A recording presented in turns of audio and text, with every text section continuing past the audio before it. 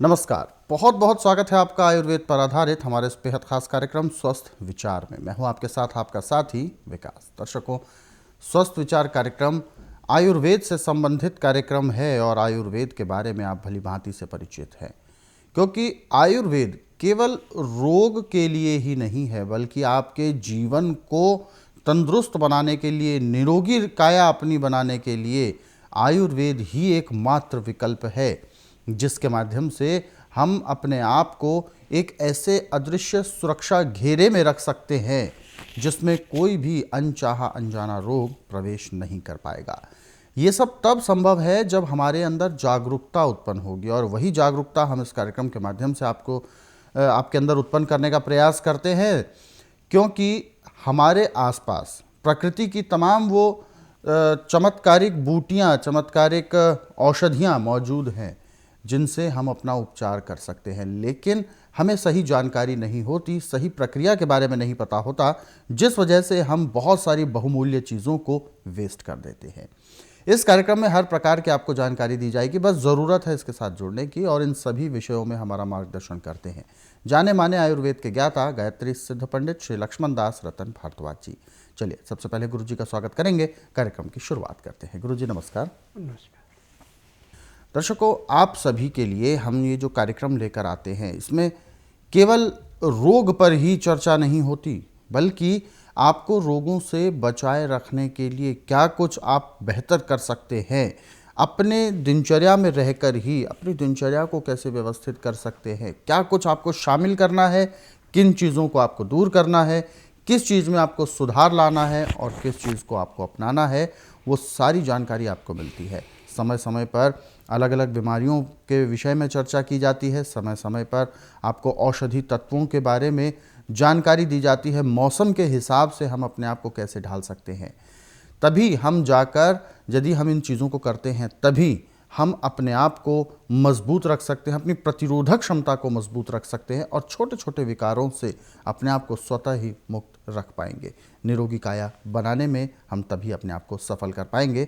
इसीलिए आप सभी को हम बार बार ये बात याद भी दिलाते हैं कि जब भी आप इस कार्यक्रम को देखने बैठें तो कॉपी और पेन लेकर ज़रूर बैठा करें। जो भी नुस्खे, जो भी उपचार आपको बताए जाएं, उनको आप लिख ज़रूर लें।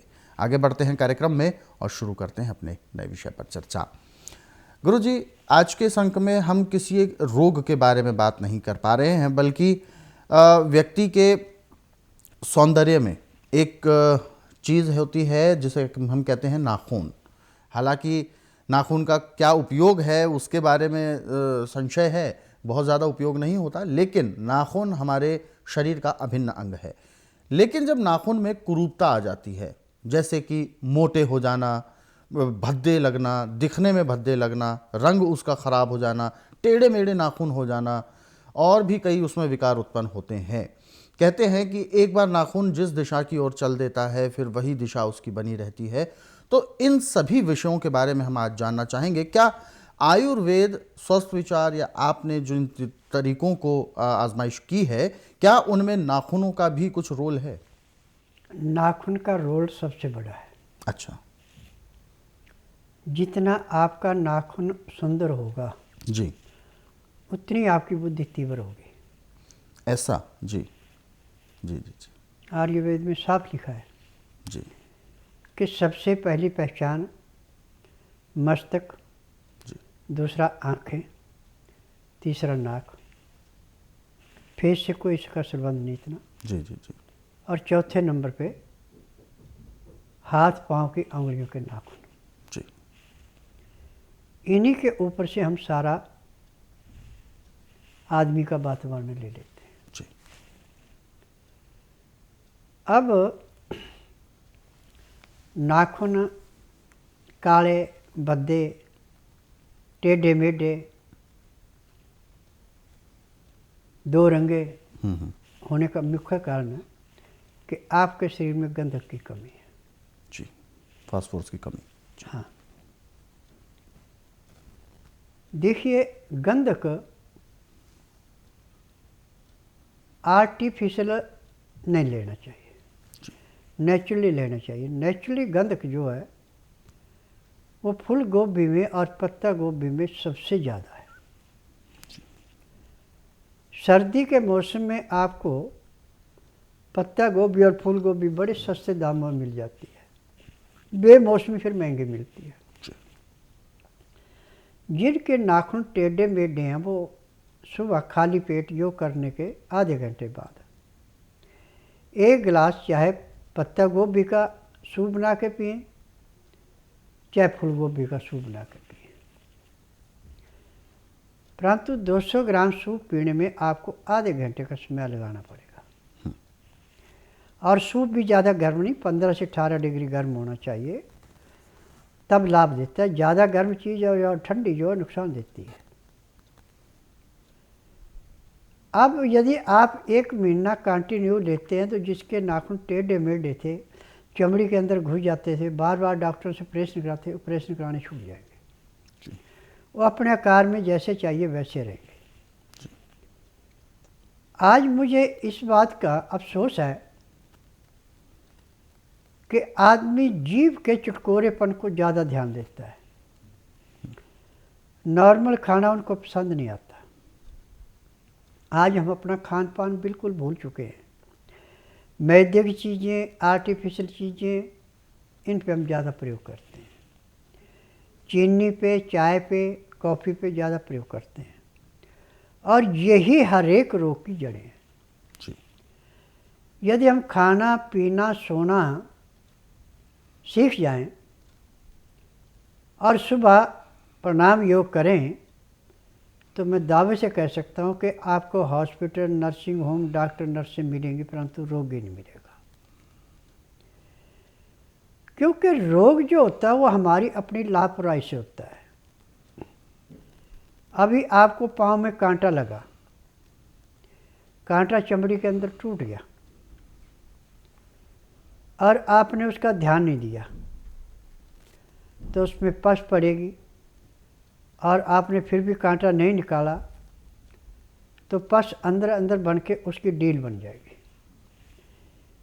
फिर आपको वो ऐसे चुभेगी कि जान निकलती है। एक बार उसके नीचे कोई सख्त चीज़ आ गई और वो दब गया तो अगला सांस आगे पिछला पीछे, इतनी बुरी दशा हो जाती है। परंतु स्वस्थ विचार में हर एक चीज़ को बड़ी गहराई से लिया जाता है। यदि कांटा लगा है तो उसको निकालना पड़ता है। इसके निकालने का सबसे अच्छा तरीका है कि जहाँ पे कांटे का सिर है टूटे हुए का, वहाँ तक की चमड़ी ब्लेड से काट दें, और उसके अंदर आप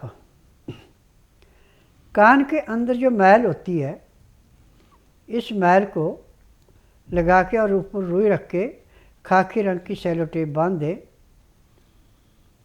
तो 24 घंटे के अंदर अंदर वो कांटा अपने आप, जैसे नींबू का नींबू दानी में निचोड़ के उसका रस निकाल देते हैं, छिलका रह जाता है, ऐसे वो पैर के अंदर से कांटा निकल करके रुई के साथ लग जाएगा और वहाँ पे दर्द नहीं होगा। जी जी जी। अब जो आपकी डील बनी थी उसको काटना है तो उसको काट करके जब उसके अंदर से खून निकल जाए, एतवार के दिन का काम है ये, तो उसमें आग का दूध टपका दें, फिर उससे थोड़ा सा नमक डाल के ऊपर से रुई रख के सेलो टेप से बांध दें। 24 घंटे के अंदर अंदर वो जख्म भी जल्दी भरेगा और दोबारा ज़िंदगी में डील भी नहीं होगी। बिल्कुल। तो यहाँ पे हर एक चीज़, जैसे पानी में से तिनके निकाल के पानी को साफ किया जाता है, ऐसे पैर के तलुओं से सिर के बाल तक के हर एक रोग को नष्ट किया जाता है। और यहाँ पे ना तो रोगी को मुंह से बोलना पड़ता है कि मुझे तकलीफ़ है, ना कागज पत्तर लाना पड़ता है, ना किसी मशीन से रिपोर्ट करानी पड़ती है। यहाँ का नियम है कि बुधवार की मैं छुट्टी रखता हूँ, गुरुवार से लेके मंगलवार तक नाड़ी परीक्षण करता हूँ। जिस दिन नाड़ी परीक्षण के लिए आना उस दिन रात्रि 10 बजे तक खा पी के दातन कूड़ा करके बड़ी इलायची मुंह में रख के चूसते रहें। सुबह 9 से 10 के अंदर अपना नामकरण कराएं। 10 से 12 में नाड़ी परीक्षण करता हूँ। नाड़ी परीक्षण में पैर के तलुए से सिर के बाल तक की MRI, CT scan, x-ray, ultrasound, ECG, sonography जिस रोग को नहीं पकड़ सकी उसको मैं 5 सेकंड में बता दूंगा कि ये रोग इतना पुराना है और इस अंग पे इतना प्रभाव है। फिर उसके बाद दवाइयाँ दी जाती हैं, दवाइयाँ खाने की हैं, दवाइयाँ पीने की हैं, मालिश करने के तेल हैं, आँख में, नाक में, कान में डालने की दवाइयाँ, यानी जो भी रोग नब्ज में मिलेगा सब दवाइयाँ इकट्ठी मिलेंगी। और यहाँ की दवाइयाँ लिफाफों में नहीं जाती है, थैलों में जाती है। 15 दिन की दवाई का 15 से 18 किलो और 20 किलो भी वजन होता है, बीमारी के हिसाब से होता है। यहाँ पे किसी भी रोग की चीर फाड़ नहीं की जाती, हर एक रोग को ऐसे समाप्त किया जाता है जैसे कूड़े करकट के ढेर को माचिस की तिल्ली जला के समाप्त करती है। ये सिर्फ जड़ी बूटियों के द्वारा और योग के द्वारा और प्रयोग के द्वारा। जी जी जी। मैं बठिंडे से आई हूँ, बबीता। ये मेरे पापा हैं। इनको बुखार बहुत ज़्यादा होता था, अब 3 महीने से घर में है। इनका बुखार जाता ही नहीं था, तो इनको हॉस्पिटल में एडमिट वगैरह करवाया। वहाँ से इनको छुट्टी तो मिल गई, पर इनका बुखार नहीं गया। इनके शरीर में सूजन था बहुत ज़्यादा। गुरुजी का प्रोग्राम देखते थे, कई साल हो गए थे, 5-6 साल हो गए थे। तो हमने सोचा कि वहीं पर लेकर जाते हैं, और पापा को गाड़ी में पाकर लेकर आए थे। इतनी इनकी हालत ख़राब थी, और यहाँ पर आते ही इनको 10% फ़र्क पड़ गया था दवाई लेने से। अब कमज़ोरी भी बिल्कुल भी नहीं है, खाना पीना पच जाता है, अच्छी तरह घूम फिर रहते हैं, नहा नू लेते हैं अपने आप। बस मैं यही लोगों को कहना चाहती हूँ भी अंग्रेज़ी दवाइयाँ छोड़कर यहीं आयुर्वेदिक की मेडिसिन लें, तो जल्दी फ़र्क पड़ेगा सभी को। मेरा नाम राजेंद्र मारवा है, मैं द्वारका से आया हूँ। मेरे गले के अंदर वोकल कॉर्ड में स्वेलिंग थी और लास्ट 6 महीने से ये प्रॉब्लम चल रही थी मुझे। अभी आज मैंने गंगाराम में भी दिखाया और अपोलो में भी दिखाया, और कुछ टाइम मेडिसिन लेने के बाद थोड़ा दिन ठीक रहता है, उसके बाद फिर ये प्रॉब्लम स्टार्ट हो जाती है। तो मेरा एक दोस्त है, मुझे बताया कि ऐसे एक नांगलोई में गुरुजी हैं जो एक्यूप्रेशर से और मेडिसिन से ठीक करते हैं। तो आज मुझे सुबह से काफ़ी प्रॉब्लम थी, यहाँ पर आया, इन्होंने मेरा एक्यूप्रेशर किया, मुझे अभी 95% ठीक लग रहा है। गले में जो खिंचाव था वो काफ़ी कम हुआ है। तो गुरुजी की कहना ये है कि अगर 2-4 सीटिंग लूँगा तो मैं 100% ठीक हो जाऊँगा। पहले आगे बढ़े, हमारे साथ दर्शक भी जुड़ गए हैं लाइन पर, आइए उनसे भी बात करते हैं। हेलो। हेलो। नमस्कार। हाँ नमस्ते सर। क्या शुभ नाम है आपका? मेरा नाम बबीता है, उम्र 42 साल। बबीता जी, कहाँ से बात कर रही हैं आप? मैं उत्तर प्रदेश बिजनौर से बोल रही हूँ। बिल्कुल, गुरुजी आपको सुन रहे हैं, पूछिए क्या सवाल है आपका? नमस्ते गुरुजी, मेरा सवाल ये है, मुझे बाईं साइड में मतलब पेट में कभी पीछे चला जाता है दर्द, कभी यहाँ हल्का हल्का दर्द बना रहता है, और मेरा पेट साफ नहीं रहता, बार बार मुझे लैट्रिन आती है, गैस ऐसे की बहुत बनती है। जी देखो बेटा, मैं नाड़ी वैद्य हूँ। मुझे यहाँ ना तो आपने कागज पत्र दिखाना, ना मुंह से बोलना कि मुझे बीमारी है। आप बुधवार छोड़कर गुरुवार से लेकर मंगलवार के बीच में मेरे आश्रम में आए। जिस दिन आना उस दिन रात्रि 10 बजे तक खा पी के दातन कूड़ा करके बड़ी इलायची मुंह में रख के चूसते रहना। सुबह 9 से 10 के अंदर अपना नामकरण कराना। 10 से 12 में नाड़ी परीक्षण करूँगा।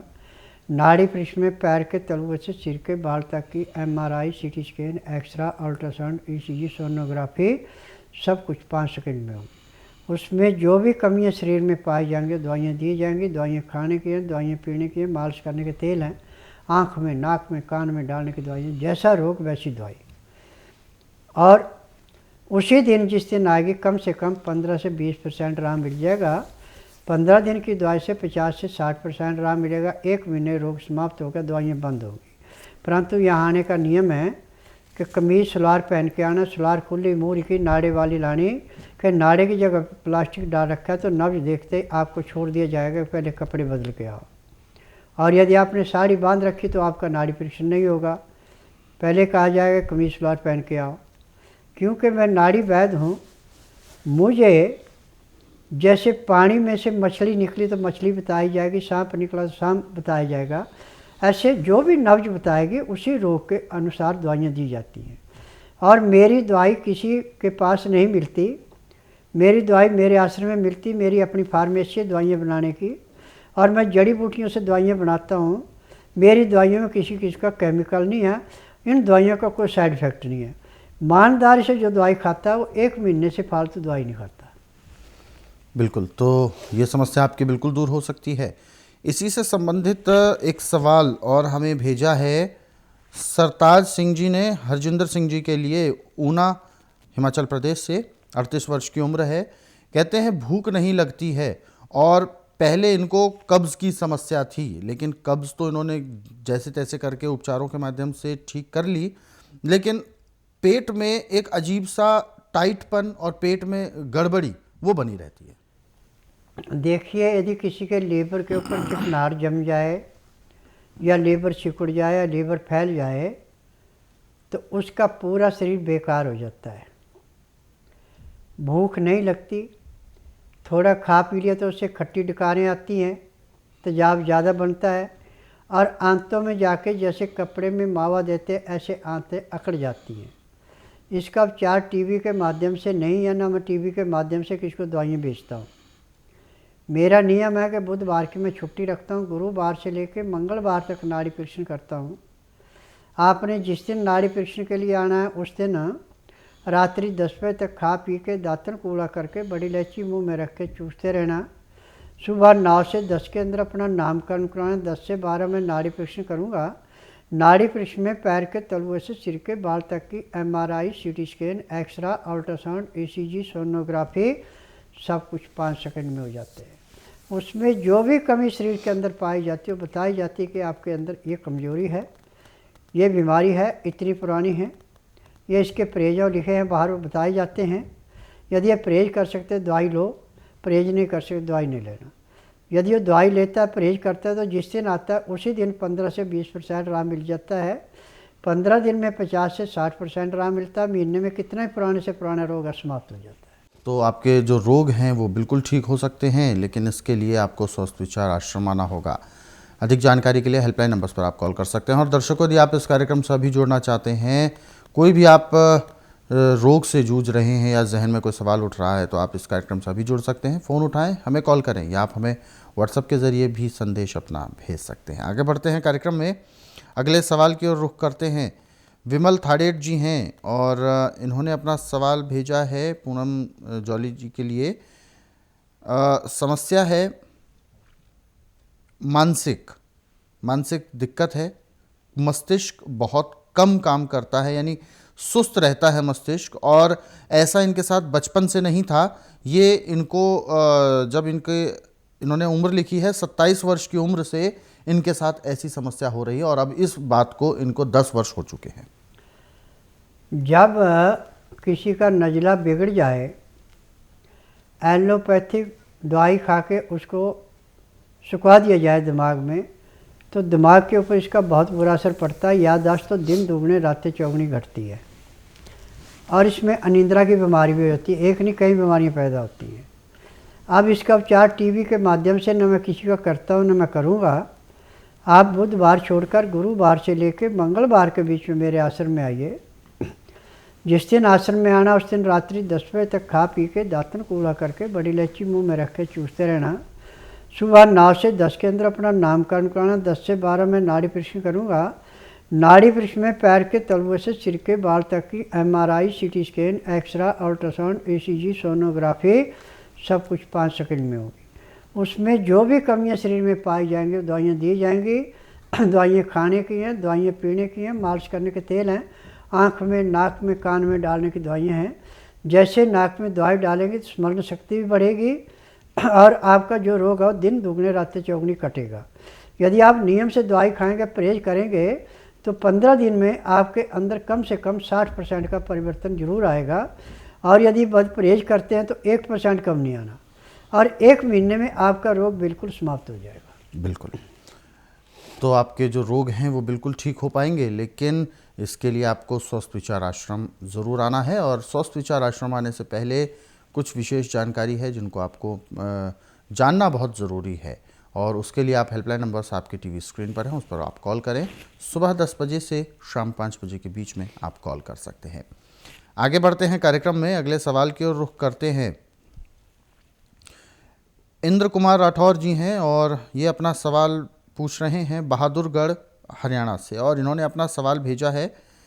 कहते हैं कि पहलवानी के दौरान यानी कुश्ती के समय इनको कुछ चोट लग गई थी रीढ़ की तरफ, और तब से अब तक ये जब भी झुकते हैं तो कमर में एक अजीब सी चटकने की आवाज़ आती है और दर्द तो इनको रहता ही है। तो ये जानना चाह रहे हैं कि इन्होंने हालांकि वो चीज़ें कई जगह चेक कराई हैं, बहुत सारी टेस्ट रिपोर्ट्स कराई हैं, लेकिन कुछ निकल के नहीं आ रहा है। देखिए, रीढ़ की हड्डी के जो जॉइंट होते हैं 33 जॉइंट होते हैं, या किसी जॉइंट के अंदर थोड़ी सी चटक आ गई तो उसके अंदर गैस रुक जाती है, हड्डी थोड़ी खुल जाती है, तो उससे ये परेशानी पैदा होती है। और ये एक्सरे में, अल्ट्रासाउंड, ईसीजी, सोनोग्राफी में किसी में नहीं आती। अच्छा। परंतु यदि आप बुधवार छोड़कर गुरुवार से लेकर मंगलवार के बीच में मेरे आश्रम में आएँ, जिस दिन आना उस दिन रात्रि 10 बजे तक खा पी के दातन कूड़ा करके बड़ी इलायची मुंह में रख के चूसते रहें। सुबह 9 से 10 के अंदर अपना नामकरण कराना। 10 से 12 मैं नाड़ी परीक्षण करूँगा। नाड़ी परीक्षण में पैर के तलुए से सिर के बाल तक की MRI, CT scan, x-ray, ultrasound, ECG, sonography सब कुछ 5 सेकंड में होगी। उसके बाद जो अंदर कोई भी बीमारी मिलेगी दवाइयाँ दी जाएंगी। दवाइयाँ खाने की हैं, पीने की, मालिश करने का तेल है, आँख में, नाक में, कान में डालने की दवाइयाँ हैं।